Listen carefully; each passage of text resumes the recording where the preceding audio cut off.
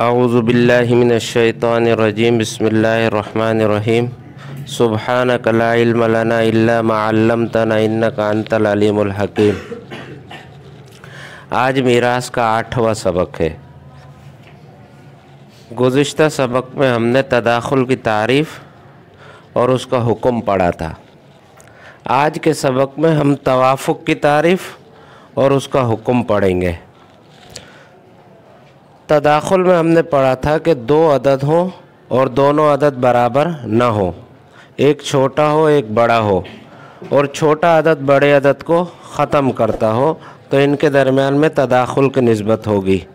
तवाफ़ुक़ यह है कि दो अदद हो, दोनों अदद बराबर न हो, एक छोटा हो और एक बड़ा हो और छोटा अदद बड़े अदद को ख़त्म न करता हो, बल्कि कोई तीसरा अदद आके इन दोनों को ख़त्म करे तो ऐसे अददों के दरमियान में तवाफ़ुक़ की निस्बत होगी।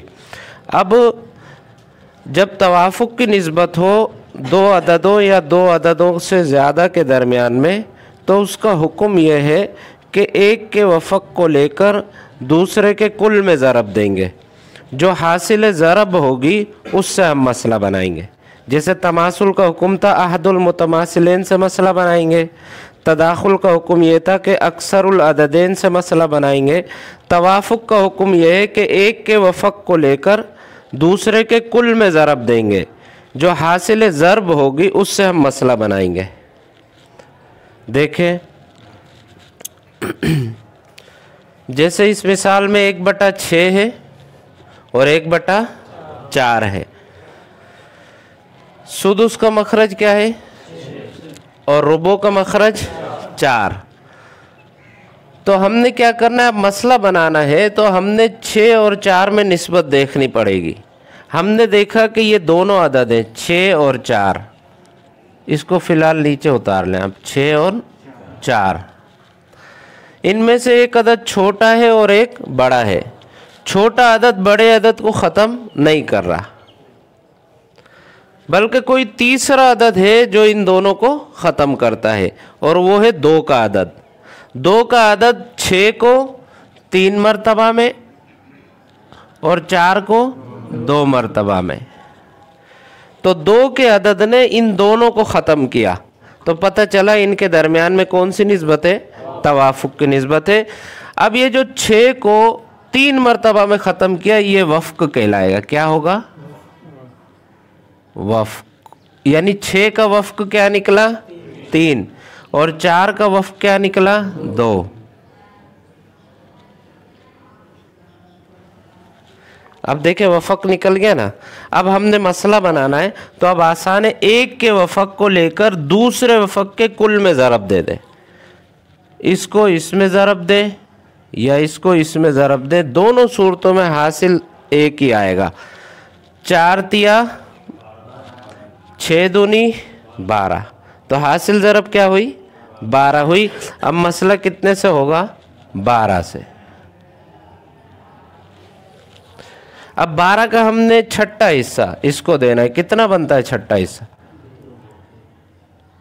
2 और चौथाई हिस्सा 3। 3 और 2 5, बाकी कितने बचे? 7। ये तरीका है तवाफ़ुक़ की सूरत में मसला बनाने का कि एक के वफ़क़ को दूसरे के कुल में ज़रब देंगे, जो हासिल ज़रब होगी उससे हम मसला बनाएंगे। अब जैसे यहाँ पर देखें 3 6 का वफ़्क़ है, 2 4 का क्या है? वफ़्क़ कहलाएगा और ये दोनों मुतवाफ़िक़ैन कहलाएंगे। ये दोनों क्या कहलाएंगे? मुतवाफ़िक़ैन कहलाएंगे। और जो अदद इन दोनों को ख़त्म कर रहा है, 6 को भी और 4 को भी, उसको तवाफ़ुक़ कहेंगे और वो 2 का अदद है। तो इन दोनों के दरमियान में तवाफ़ुक़ की निस्बत है तवाफ़ुक़ बिन निस्फ़। तवाफ़ुक़ बिन निस्फ़ ये जहन में रखना। इस दूसरी मिसाल में देखें, इसमें एक सुदुस है और एक सुमुन है। सुदुस का मखरज 6 है और सुमुन का मखरज 8 है।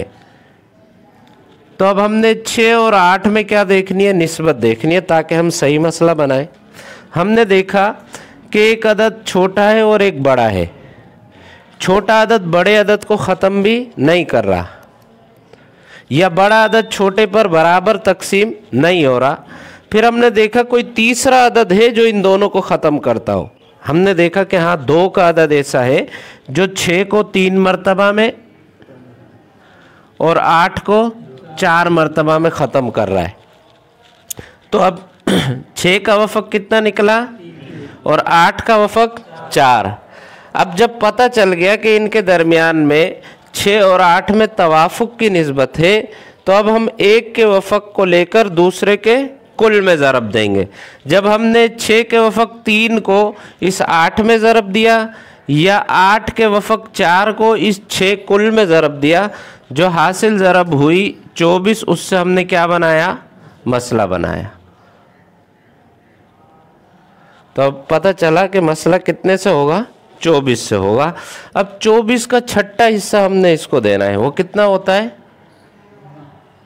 4। और 24 का 8वां हिस्सा सुमुन, वो 3 बनता है। तो 3 और 4 7, 24 में से 7 निकाल दो, बाकी कितने बचते हैं, 17।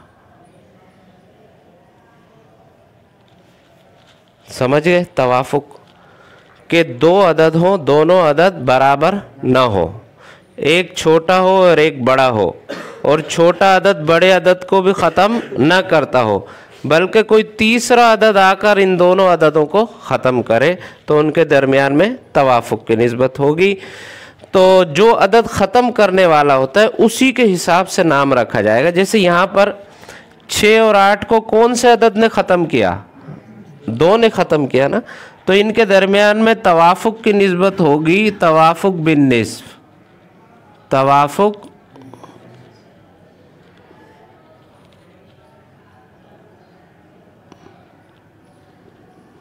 बिन निस्फ। और ये क्या कहलाएंगे, ये वफ़्क होंगे।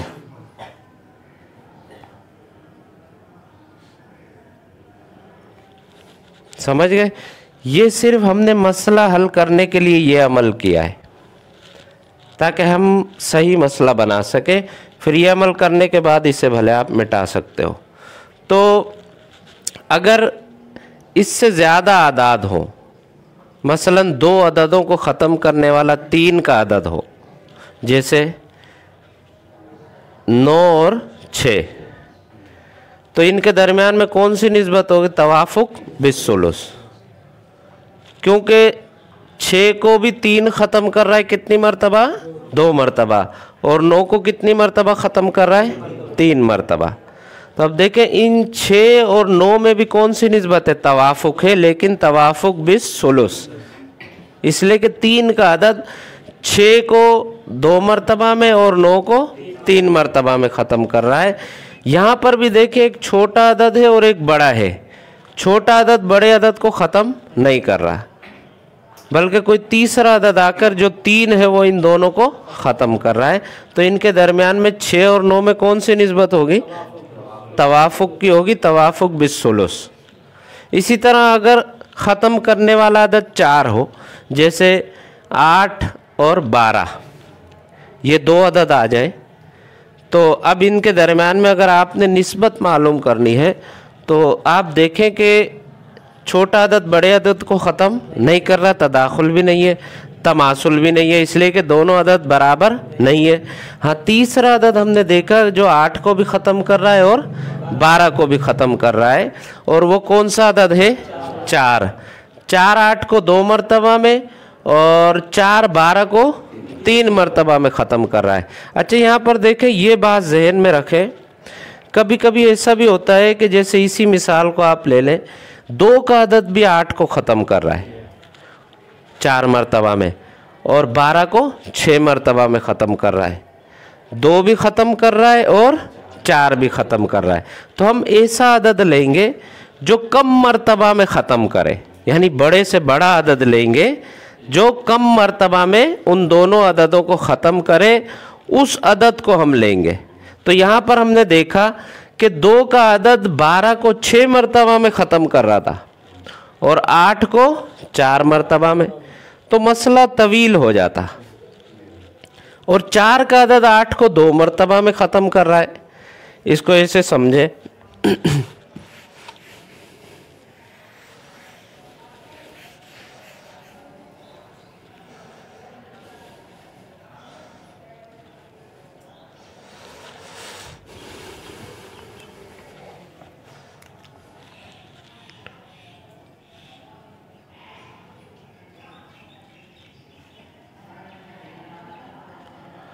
8 है और 12 है।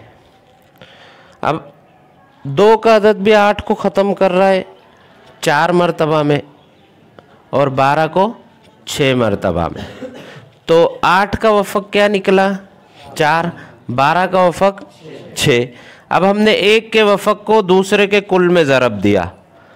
8 को 6 में ज़रब दो या 12 को 4 में ज़रब दो, हासिल ज़रब क्या होगी 48 होगी।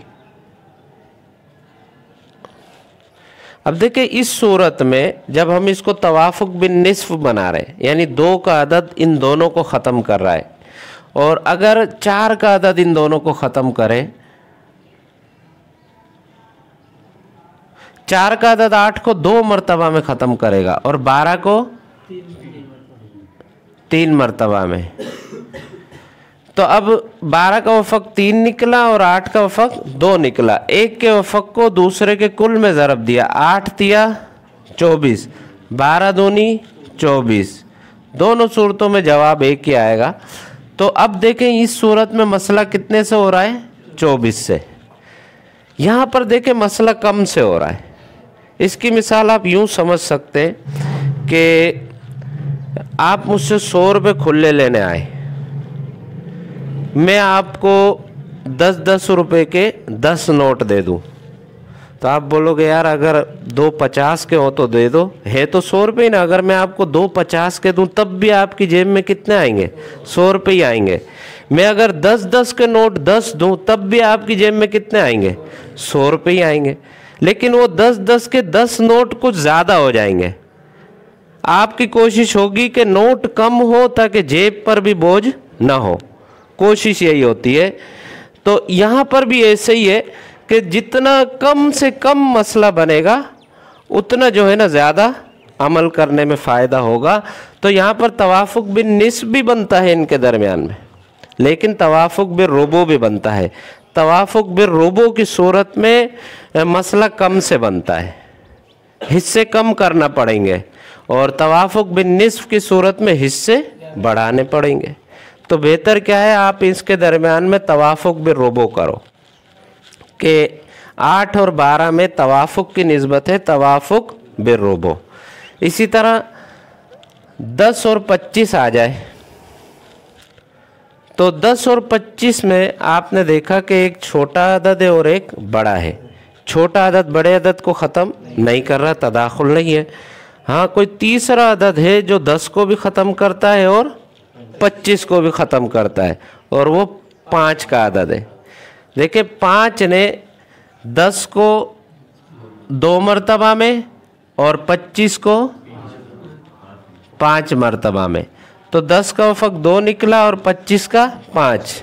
अब अगर मसला बनाना हो तो एक के वफ़क को दूसरे के कुल में ज़रब दे, 10 पंजे 50 या 25 दूनी 50। दोनों सूरतों में मसला 50 से होगा।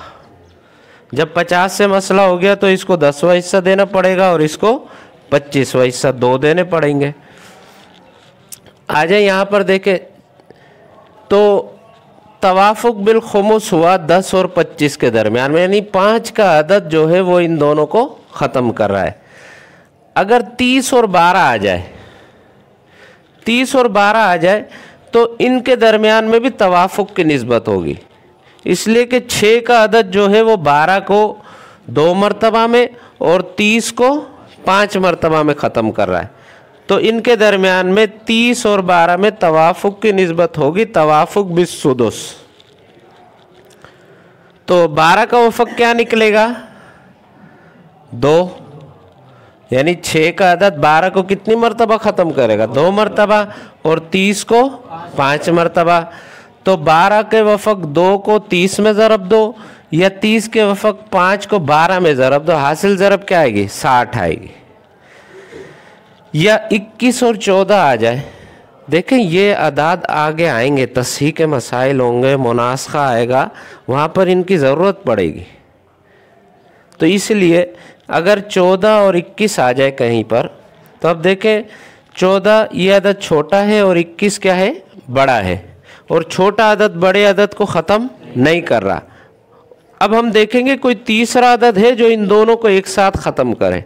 हमने देखा कि हाँ 7 का अदद है जो 14 को 2 मरतबा में और 21 को 3 मरतबा में, तो 14 का वफक क्या निकला 2 और 21 का 3। अब मसला बनाना है तो 14 को 3 में ज़रब दे दो या 21 को 2 में ज़रब दो, हासिल ज़रब क्या आएगी 42। मसला 42 से बन जाएगा, इसको 14वां हिस्सा देंगे और इसको 21वां हिस्सा 2 दे देंगे। इसी तरह अगर 40 और 16 आ जाए, अब देखें 16 ये छोटा अदद है और 40 क्या है बड़ा अदद है। छोटा अदद बड़े अदद को ख़त्म कर रहा है, आप हिसाब करके देखें कि 16 40 को ख़त्म करता है या 40 16 पर बराबर तकसीम होता है, नहीं होता।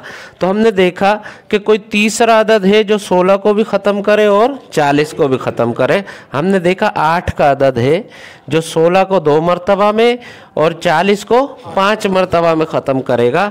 तो अब 16 का वफक कितना निकला 2, इसलिए कि 8 ने 16 को कितनी मरतबा ख़त्म किया 2 मरतबा, और 40 का वफक कितना निकला 5, इसलिए कि 8 ने 40 को 5 मरतबा में ख़त्म किया। तो अब 40 के वफक 5,